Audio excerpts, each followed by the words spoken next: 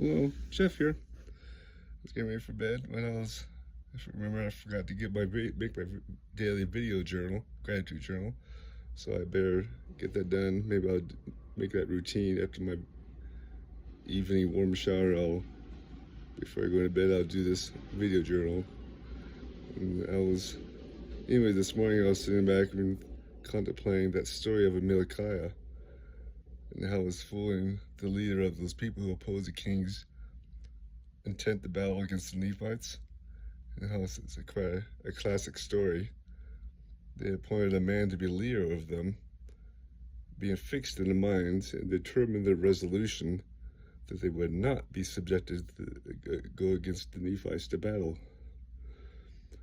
And the rebels feared the king's army, though.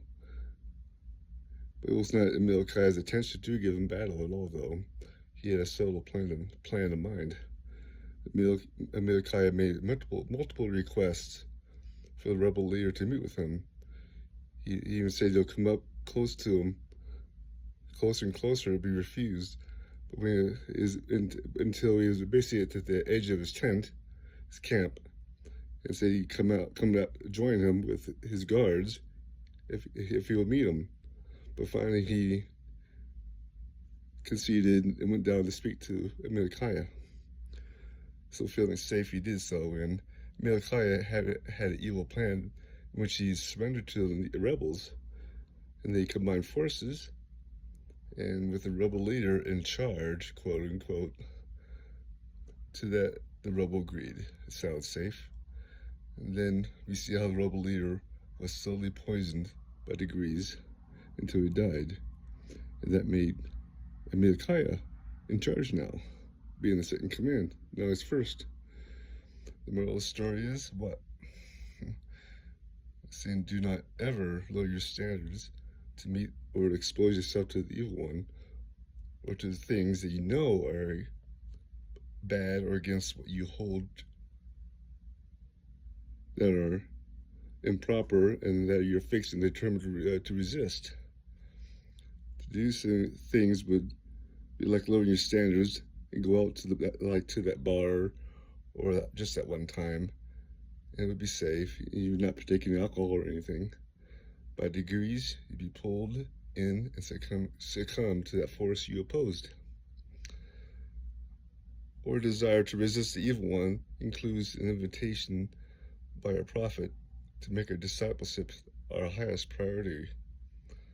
We need to become followers or disciples of Jesus Christ. As being President Donald H. Oaks once explained, following Christ is not a casual or occasional practice. It's a continual commitment in a way of life that should guide us all and in all places. And I was reading Elder Strong's talk this morning. He had a talk last conference. He said how the real destination of discipleship is literally become as Jesus is. That disciple of Jesus Christ is the only way to obtain enduring happiness. And while at times we may fall short, or we can take comfort that God is mindful of us and yearns to help us every time we try. In this effort, we must be resolute and determined to stay on the covenant path. I was reading my Isaiah this morning. It's saying, I read it in this verse, it says, "For the Lord thy God will hold thy right hand, saying to thee, fear not, I will help thee." And following this week's Come Follow Me, I see again, tobacco is not for the body, neither for the belly. It is not good for man, but is an herb for bruises and all sick cattle, to be used with judgment and skill. That reminds me many years ago while we were visiting Wyoming. We were still in Ohio at the time. One of our girls was stung by a bee.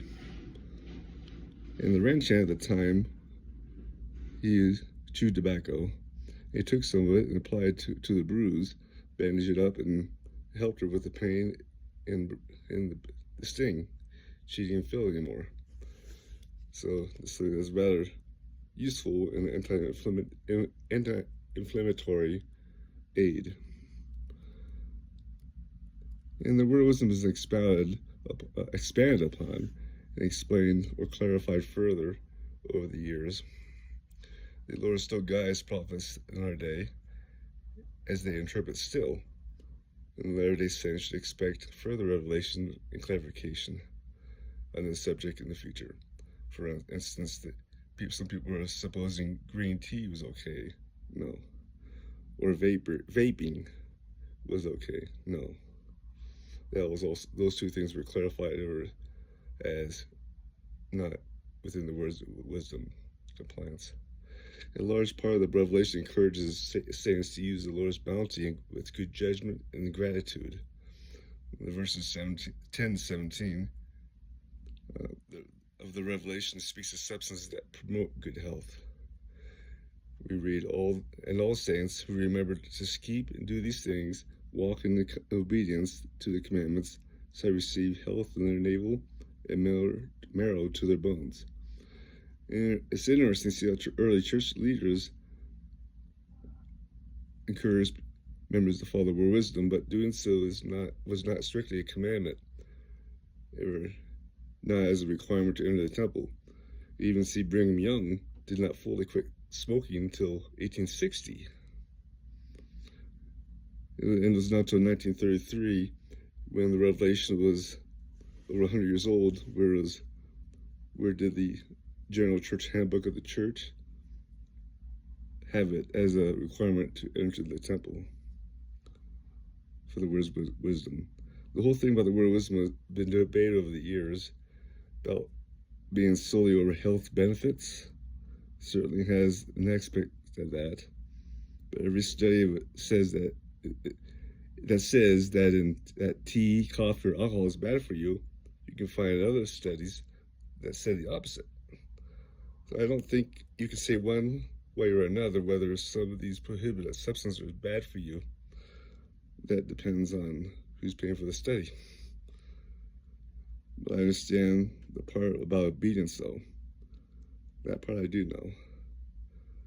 There is a read in Dr. Covenants 130, 20-21, saying there is a law irrevocably decreed in heaven before the foundation of this world, upon which all blessings are predicated. And when we obtain any blessing from God, is by obedience to that law upon which is predicated. We are given this promise. All the saints who remember, keep, and do these sayings, walking in obedience to the commandments, shall receive health in their navel and marrow in their bones. And lastly, I'd like to include some words from dear President Monson said about 20 or 30 years ago. May we care for our bodies and our minds by observing principles set forth in the word of wisdom, a divinely provided plan. With all my heart and soul, I testify these glorious blessings which await us as we do. God, everyone, have a blessed day. Love you. And I have testimony that the word of wisdom and is indeed a practice that we are commanded to follow, to care for our bodies, which are holy temples of God. And it's a sign between me and God, a thing which I do, not just because it may be healthy. It is so, but also it's a sign for being God of obedience. At least in Jesus Christ, amen. Good night. Bye.